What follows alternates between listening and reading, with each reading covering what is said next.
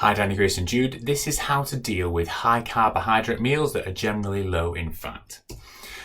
So what type of meals are we talking about here? So when we think about breakfast cereals, basically any cereal with milk is going to be really high carb, low fat. It's going to be very difficult for insulin to match that type of glucose absorption from the meal. Toast with jam and honey or fruit bread. Things are meals, jacket potato and beans, super noodles, waffles, anything that's basically all carbs with very little fat and very little protein. We're going to have a huge problem because what happens is, this is the glucose absorption from this type of meal. Let's pretend Cocoa Pops. The glucose gets absorbed very quick. Even though you give the right amount of insulin, the insulin taking glucose out of the blood is nowhere near as fast. Therefore, you might go from 4 or 70 milligrams per deciliter up to say 12 or almost 300 milligrams per deciliter. And then eventually you will come back down. So the insulin dose is correct because 4 hours later, once the insulin has finished its job, you end up in target. But you spend all this time way above target because there's a mismatch between how quickly the glucose gets absorbed and how quickly the insulin works. So what we need to really think about for these high carb meals is, how can we slow down the glucose absorption from the meal? How can we speed up the insulin action? And is there any things we can do at both ends to try and flatten this CGM profile? So remember, just a little recap from the intro and from the bolus section, the reason why this happens to people with type 1 diabetes it doesn't happen to people without type 1, is people with type 1, they have a high carb meal like Cocoa Pops, the glucose goes quickly into the portal vein, the pancreas pumps loads of insulin out, and most of that glucose gets stored in the liver and it doesn't actually make it out. Type 1 diabetes, obviously this doesn't happen, therefore the Cocoa Pops go in, it gets absorbed through the liver into the blood, and then eventually the insulin from the injection or the pump meets it. So our job here is to think about how can we slow down how quickly the food gets absorbed so it doesn't go through as quick, and how can we speed up the insulin action to make sure that it ends up in the blood at the same time as the glucose gets there and pushes the glucose into the muscle cells and potentially the fat cells also. So that's how we're going to tackle it.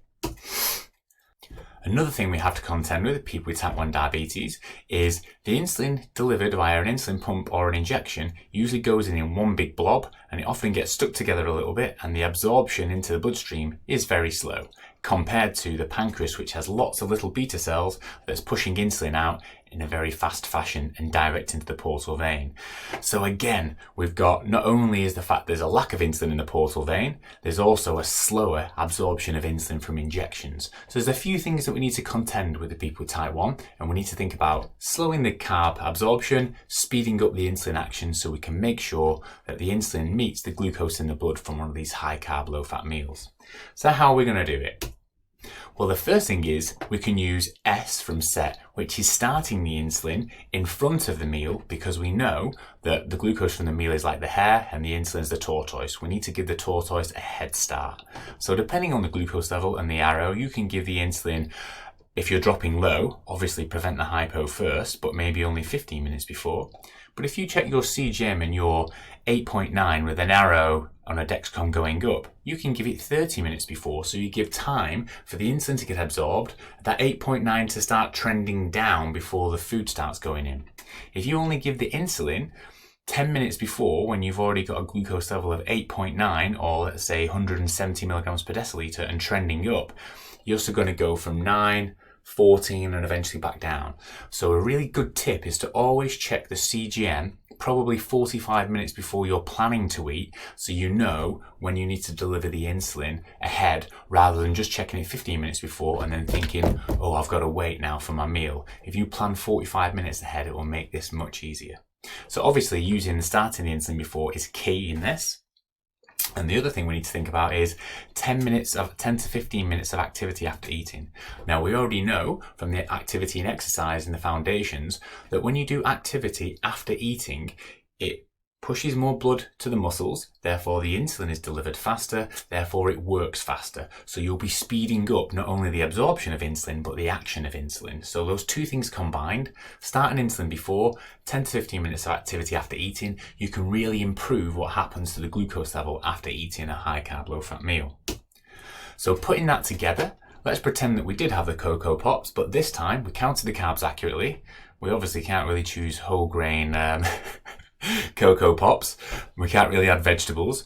But we can give a bolus 20 minutes before eating, or follow S from set, and doing 15 minutes of activity. So look at the difference now. Instead of going from 4 or 70 up to 12 or 220 milligrams per deciliter, you're only going to be going from 4 to 8 to 4, or 70 to 180 to 70 milligrams per deciliter. And that's because now, by putting the insulin 20 minutes before, you give the insulin a head start, and by doing the activity for 10 to 15 minutes after eating, the glucose is getting pulled out of the blood because the insulin's working much more effectively.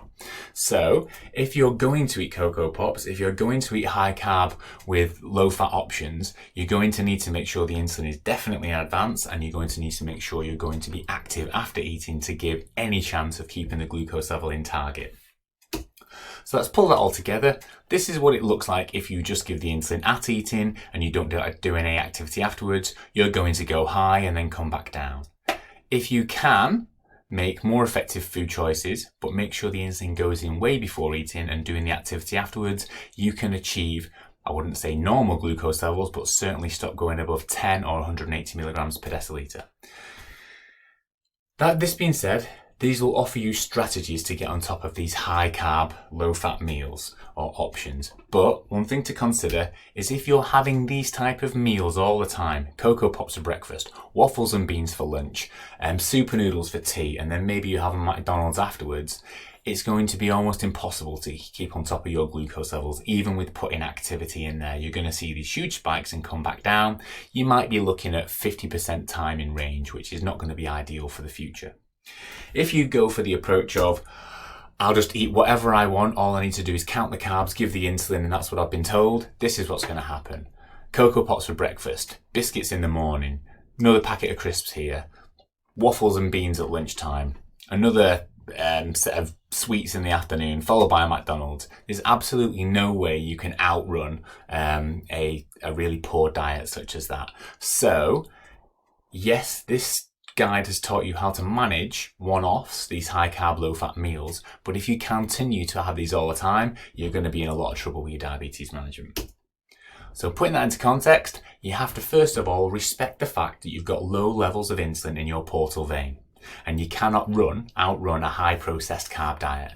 What you can do is when you have these because you choose to do them for whatever reason, then you need to make sure you start the insulin before the meals. You need 10 to 15 minutes activity afterwards. If you can, make more natural food choices. So if you're going to choose cereal, which I definitely wouldn't, but if you do, then make sure you choose things like Shreddies or whole grain cereals rather than the really processed things like Cocoa Pops. And do enjoy them, have them occasionally, but 80 to 90% needs to be balanced natural food. Occasionally have these things, and these are the strategies to help you manage them. So that high carb meal's over. Let's now move on how we can even improve balanced meals and get a near perfect CGM line.